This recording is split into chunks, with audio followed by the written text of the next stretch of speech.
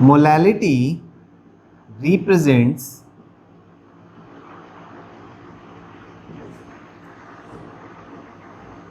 number of moles of solute dissolved in 1 kg of solvent.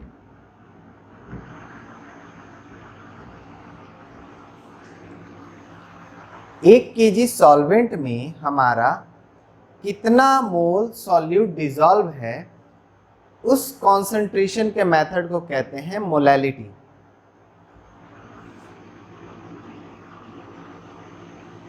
Molality is equal to number of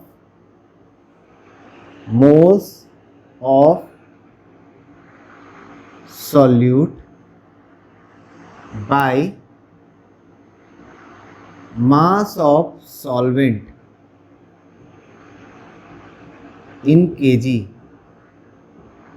kg के terms में जो solvent होगा उसका मास और number of moles ऊपर, तो ये जो कॉन्सेंट्रेशन का मेथड आया उसको हम लोग बोलते हैं मोलैलिटी। सिंबल हमारा मोलैलिटी का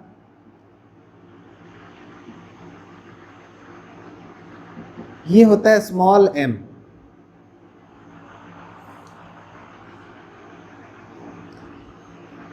therefore m is equal to n by mass of solvent. यहीं पर हमारा जो m है ना, इसका काफी ज्यादा कंफ्यूजन होना शुरू हो जाता है, तो ध्यान से समझना। Molality m is equal to, हम लोग सिर्फ इसमें सिंपल m से मोलैलिटी को रिप्रेजेंट करेंगे। नंबर ऑफ मोल्स का हमारा फॉर्मूला होता है मास बाय मोलर मास, तो यहां पर हम लोग लिखेंगे मास of solute by molar mass of solute into mass of solvent into 1000। जब हमारा ये ग्राम में हो, अगर सॉल्वेंट ग्राम में होगा तो 1000 से ऊपर हम लोग मल्टीप्लाई करते हैं। ये हमारा mass of solute, molar mass of solute, mass of solvent in gram. तो ये हमारा एक फॉर्मूला हुआ मोलैलिटी कैलकुलेट करने का।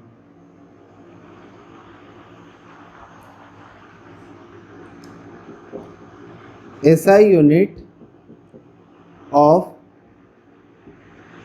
मोलैलिटी। तो हमारा फॉर्मूला क्या है, N by M।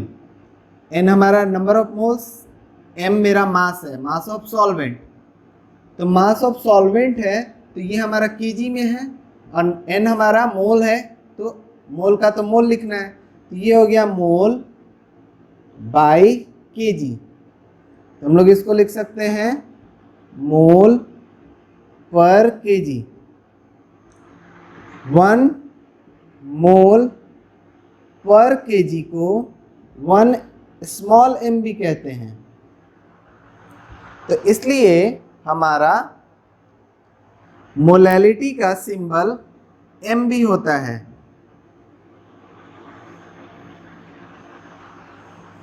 Example 0.285 m, अगर ऐसा लिखा हुआ है इसका मतलब हो गया कि 0.285 मोलैलिटी। ये हमारा m सिंबल इसको रिप्रेजेंट कर रहा है, मोल पर केजी। कभी भी किसी नंबर के बाद m लिखा हुआ मिलेगा तो वो मास तो हो नहीं सकता है, वो हमारा क्या होगा, तो मोलैलिटी। तो यही अंतर समझना है कि हमारा जब ऐसे m लिखा हुआ मिलेगा तो उसको मोलैलिटी समझना है, क्योंकि उसका और कोई मीनिंग नहीं हो सकता है। मास नहीं हो सकता है, या कोई अदर मास ऑफ सॉल्वेंट या मास ऑफ सॉल्यूट, ये सब नहीं हो सकता है। तो 0.825 m मोलर सॉल्यूशन, इसका मतलब हो गया कि वी हैव अ सॉल्यूशन जो कि 0.285 m है। ठीक है, 1 मोलर सॉल्यूशन का मतलब हो गया जिसका मोलैलिटी 1 है, 2 मोलर सॉल्यूशन का मतलब हो गया जिसका मोलैलिटी 2 है। तो उसी तरह 0.825 m, यहाँ मोलर नहीं भी लिखा रहेगा तो कोई दिक्कत नहीं क्योंकि यहाँ m लिख दिया है। तो हमारा इतना m सॉल्यूशन ऑफ H2SO4 ऐसे भी लिख देगा। तो इसका मतलब हमको क्या समझना है कि 0.285 m का मतलब हमारा हो गया ये मोल पर केजी, मोल पर KG solution of H2SO4।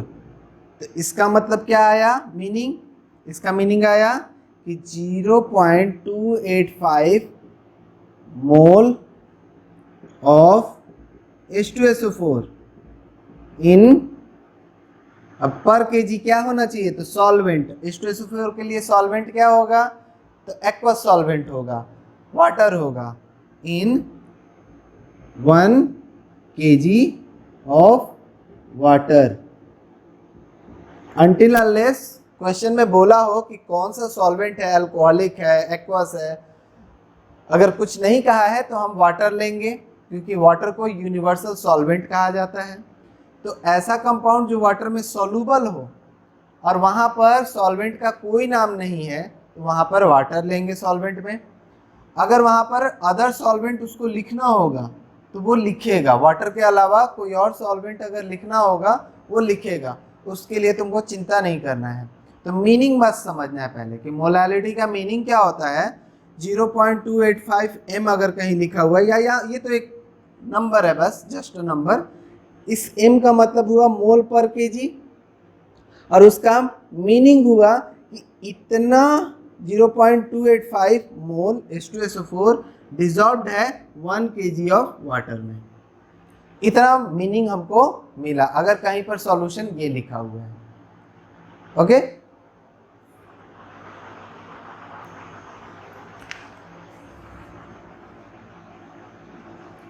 Some other formula, हम लोगों ने देखा molality is equal to n by m solvent. तो इससे हमारा निकल गया n सॉल्यूट यानी कि number of moles of solute is equal to molality into mass of solvent.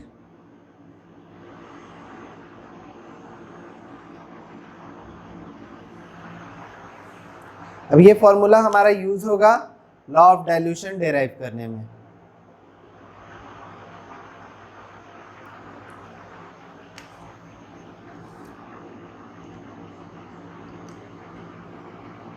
Law of dilution, law of dilution में हमारा क्या था कि हमारे पास एक सॉल्यूशन होता था, लेट से कि एक सॉल्यूशन है जिसमें हमारा मोलैलिटी m1 है और सॉल्वेंट m सॉल्वेंट 1 है। इसमें हम लोग क्या किए, कुछ सॉल्वेंट ऐड किए, डाइल्यूट करने में वही ना करते थे, सॉल्वेंट ऐड करते हैं। तो ये हमारा है सॉल्वेंट। सॉल्वेंट हम कितना ऐड कर रहे हैं, तो हम लोग सॉल्वेंट ऐड कर रहे हैं x kg।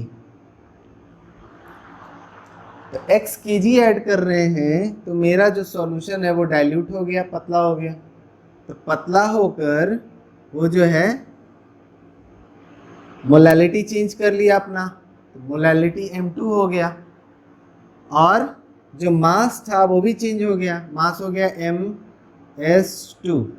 और ये MS2 क्या है, तो पहले जो सॉल्यूशन का सॉल्वेंट का मास था प्लस जो हमने ऐड किया, यहाँ ध्यान रखना ऐड करने वाला जो काम था केजी में होना चाहिए, ग्राम में होगा तो ये केजी में, ये ग्राम में ऐड होगा नहीं, ग्राम और केजी तो ऐड नहीं कर सकते हैं, केजी को केजी में ऐड करेंगे, ग्राम को ग्राम में ऐड करेंगे। तो हमारा जो है सॉल्यूशन जो है ये बन गया। तो इस केस में इनिशियली हमारा क्या आया, number of moles of solute ये आया M1 into MS1, molality of first solution into mass of solvent in first case. इस केस में finally N2 is equal to M2 into MS2। अब सिंस वाइल डाइल्यूशन हम लोग क्या किए, solvent add किए, सॉल्यूट तो कुछ किए नहीं, तो सॉल्यूट अगर हमारा कोई चेंज नहीं हुआ, इसको N1 कर देते हैं। वाइल डाइल्यूशन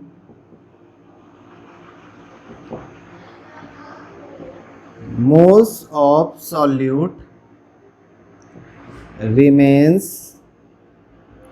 constant, वो कांस्टेंट रहता है, therefore हमारा N1 क्या हो जाएगा, N2 के बराबर। This implies that molality of first solution into mass of first solvent is equal to molality of second into MS2. This is the formula for dilution in case of molality, but this is rarely used. ऐसा question generally नहीं देता है क्योंकि इसमें बहुत ज़्यादा M है और बहुत ज़्यादा कन्फ्यूजन होता है, बट अगर दे दिया तो तुम्हें नहीं डरना है, तुम्हें बना लेना है। इसको और सिंप्लीफाई करते हैं, M1 MS1 is equal to M2। अब MS2 को हम लिख सकते हैं MS1 plus X।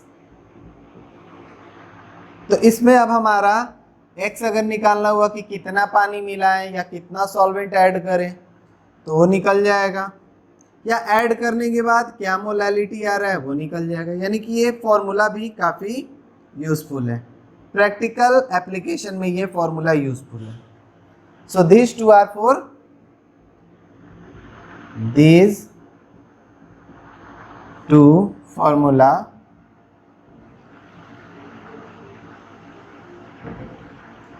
are used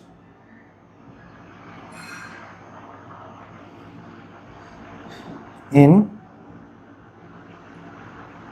dilution of solution. Solution के डाइल्यूशन का जब भी केस आएगा ये दोनों फॉर्मूला यूज करना है। नेक्स्ट टॉपिक है हम लोगों का law of mixing. Law of mixing यानी कि अगर हम लोग दो सॉल्यूशन को मिक्स करते हैं तब हमारा क्या आएगा। तो कंसिडर करते हैं कि एक सॉल्यूशन ऐसा है जिसका मोलैलिटी M1 है और इसमें जो सॉल्वेंट है उसका मास MS1 है। दोनों ही जो मिक्सिंग होगा उसमें हमारा सॉल्यूट भी सेम रखना है और सॉल्वेंट भी सेम रखना है। वैसा नहीं होगा कि मिक्सिंग में सॉल्यूट और सॉल्वेंट चेंज कर देंगे। इसका मोलैलिटी है M2 और इसमें जो सॉल्वेंट है उसका मास है MS2, और मिक्स करने के बाद हमारा जो सॉल्यूशन मिक्स्ड बना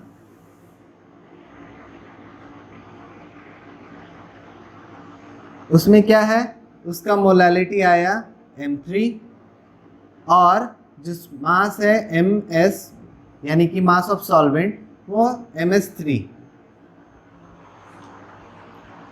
तो ये जो MS3 आएगा वो क्या आएगा, सॉल्वेंट यहाँ का ऐड आएगा, MS1 प्लस MS2 आएगा। इसके लिए हमारा जो N1 आएगा, N1 हो जाएगा M1 इंटू MS1। इसके लिए जो N2 आएगा वो हो जाएगा M2 into MS2।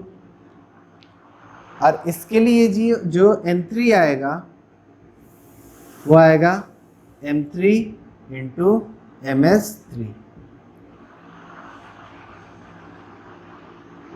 While mixing,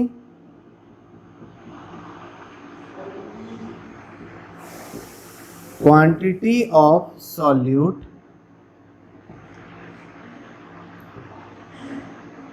remains same। तो हम लोग कह सकते हैं N3 is equal to N1 plus N2। यहाँ से जो सॉल्यूट ऐड किए इसमें, तो सॉल्यूट इसका मिलाकर ही यहाँ मिलेगा। So this implies that M3 into MS3 is equal to M1 into MS1 plus M2 into MS2। और MS3 की जगह पर हम रख सकते हैं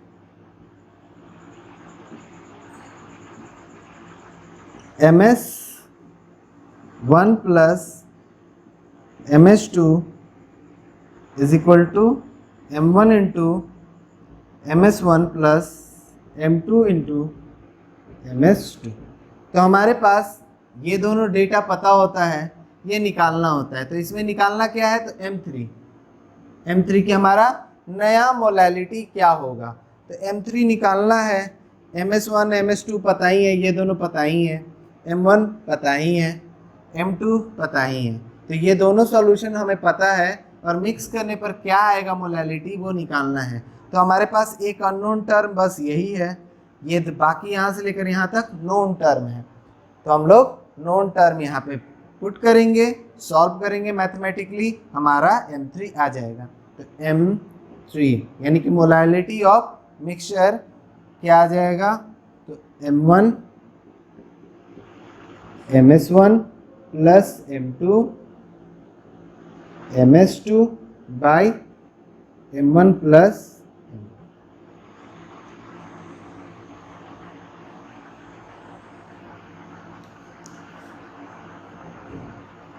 this is formula for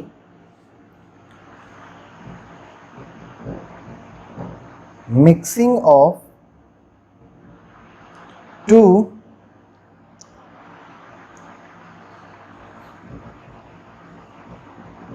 solutions। To calculate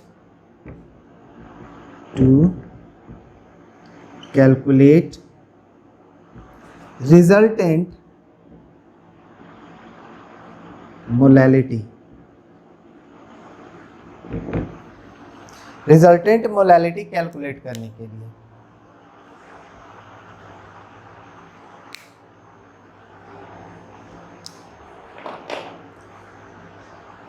clear.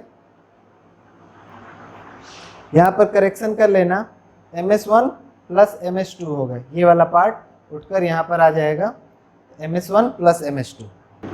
Note, molality do not changes with temperature।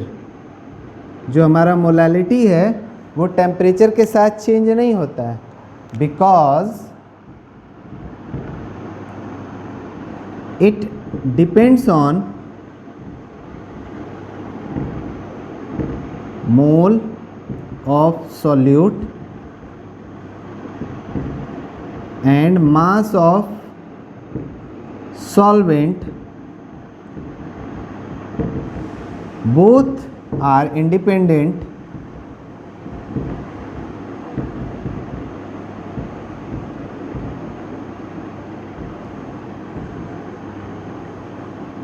of temperature। दोनों ही temperature से इंडिपेंडेंट होते हैं। टेम्परेचर अगर चेंज हो जाए तो भी हमारा मोल नहीं चेंज होगा, क्योंकि मोल हमारा मास बाई मोलर मास।